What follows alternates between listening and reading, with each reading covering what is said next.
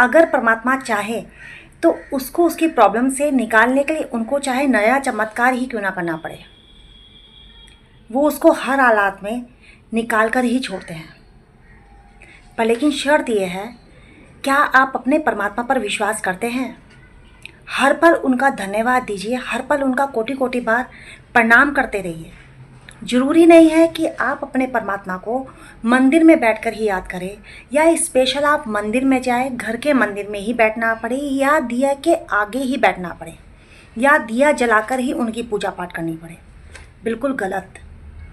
आप कहीं पर भी ट्रैवल कर रहे हैं, आप कहीं आ रहे हैं, जा रहे हैं, कुछ भी घर में काम कर रहे हैं, बर्तन धो रहे हैं, कपड़े धो रहे हैं, जो कुछ भी घर का काम कर रहे हैं, कुछ भी कर रहे हैं, लेकिन अपने परमात्मा का चेहरा अपने हमेशा ध्यान में रखिए और उनका मुख से नाम जपते रहिए।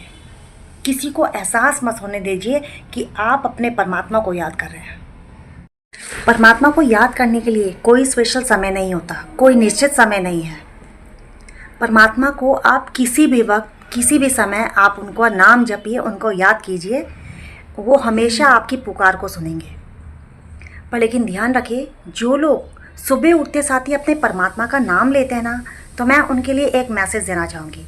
अपने परमात्मा को उठते साथ ही उनका धन्यवाद दीजिए कि उन्होंने हमें नई सुबह दिखाई, उन्होंने हमें आज की नई सुबह दिखाई, नई हमें नया दिन दिखाया, तो उनका कोटि कोटि बार प्रणाम कीजिए।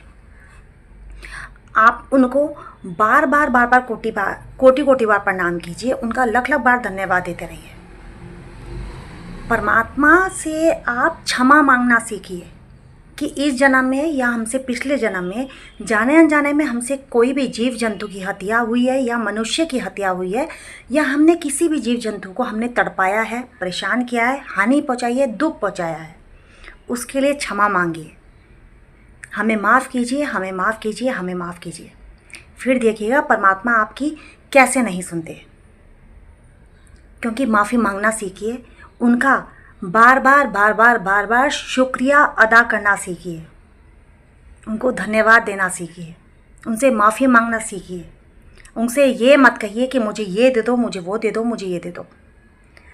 जब आप उनसे माफ़ी मांगेंगे तो जो आप चाहेंगे आपको उनसे वो मिलेगा।